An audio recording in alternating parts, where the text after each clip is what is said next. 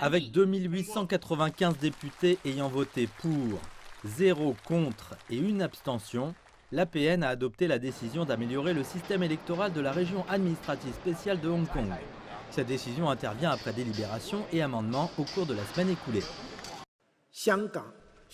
Le but de la décision est clair. Il s'agit d'adhérer et d'améliorer la structure d'un pays de système, de maintenir le principe des patriotes gouvernant Hong Kong et de s'assurer d'une mise en œuvre stable d'un pays de système.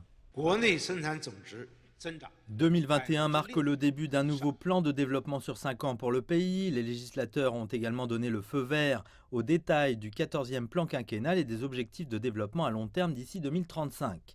L'APN a également approuvé le rapport de travail du gouvernement qui fixe l'objectif de croissance du PIB de la Chine à plus de 6% cette année.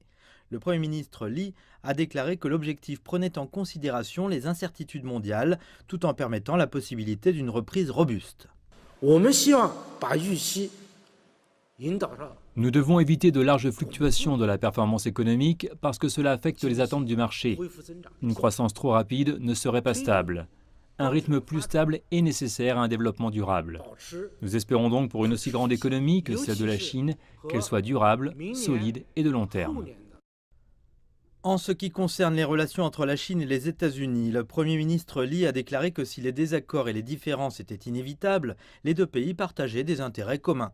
Il a appelé à la fois à respecter les intérêts fondamentaux et les préoccupations majeures de chacun et à mettre l'accent sur la coopération plutôt que sur la confrontation. L'an dernier, les échanges commerciaux entre la Chine et les États-Unis ont contredit la tendance et ont atteint 4 100 milliards de dollars, en hausse de 8,8% par rapport à l'année précédente.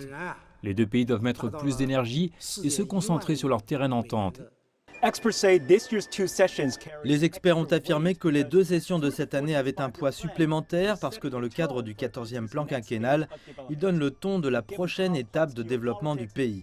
Et compte tenu de la géopolitique complexe et d'un environnement international imprévisible, la Chine va de l'avant avec des objectifs concrets. Et c'est ce genre de certitude qui, espérons-le, donnera un coup de pouce au monde aussi.